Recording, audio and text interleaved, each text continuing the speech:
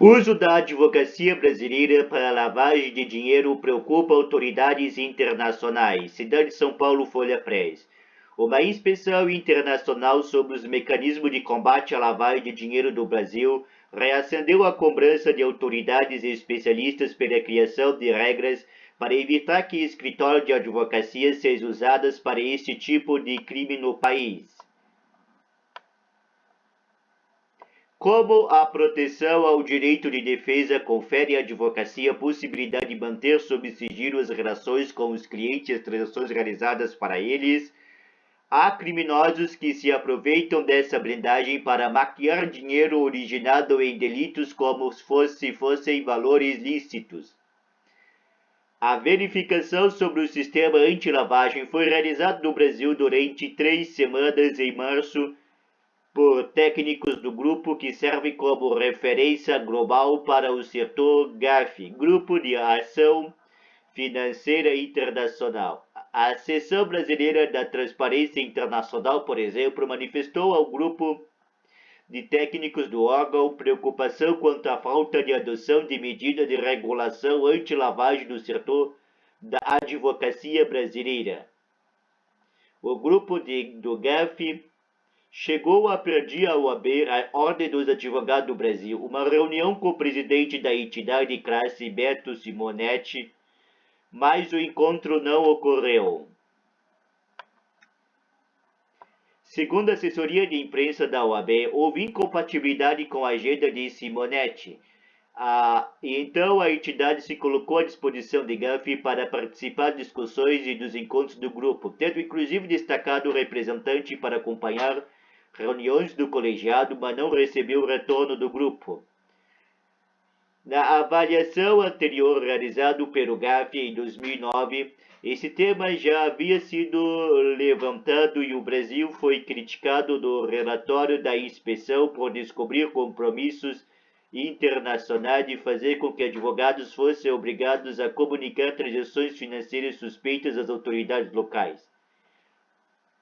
Segundo as diretrizes do órgão internacional, a advocacia está entre as atividades e profissões não diretamente ligadas ao mundo financeiro que devem ter regras para combater a circulação ilegal de dinheiro.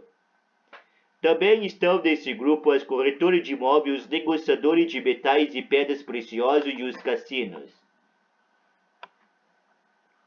No caso dos advogados, a atividade mais preocupante são a compra e venda de imóveis, negociações que envolvem valores e ativos de clientes, atuações relativas a contas bancárias, constituição e organização de empresas. Segundo Robson Fernandes, delegado da Polícia Civil de São Paulo e presidente da Comissão Anticorrupção e Lavagem de Dinheiro da CONACAT, Confederação Nacional das Carreiras e Atividades Típicas de Estado, que também é variado por GAFI, fora do Brasil, o órgão exige que os países tenham uma regulamentação para a advocacia em relação, pelo menos, a essas atividades específicas. A orientação é a de criar regras para que advogados e escritórios façam comunicações de operações suspeitas ao órgão de fiscalização ou controle de cada país. Para os especialistas do Brasil, essas comunicações deverão ser feitas pela COAF, Conselho de Controle e Atividades Financeiras, que é a autoridade central do Sistema de Prevenção e Combate à Lavagem de Dinheiro e é vinculado administrativamente ao Banco Central do Brasil.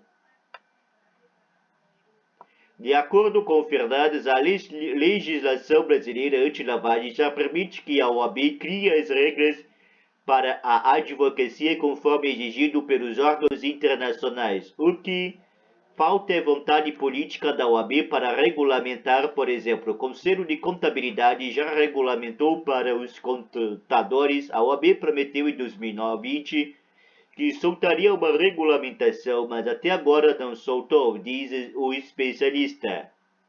Maíra Martini, líder da área de pesquisa sobre lavagem de dinheiro da sede da Transparência Internacional da Alemanha, ressalta que o Brasil tem desrespeito aos princípios de transparência do G20, grupo dos 20 principais economias do mundo, ao não criar regras contra a lavagem de dinheiro por meio de advogados.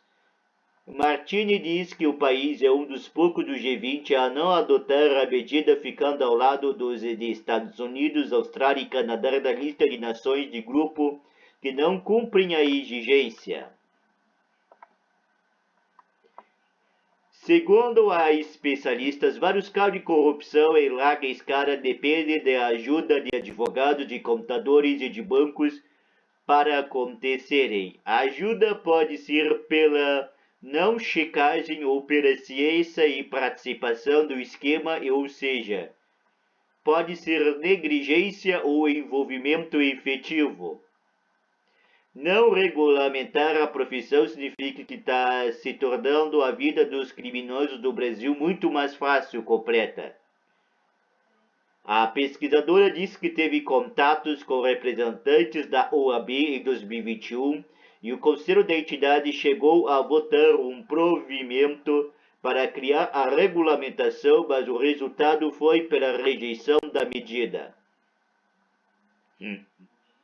A Procuradora Regional da República em São Paulo, Janice Scari, tem experiência de mais de 30 anos no Ministério Público Federal trabalhando em casos de corrupção e lavagem de dinheiro e lembra que em muitos deles ocorreu o uso de advogados ou escritórios pelos criminosos.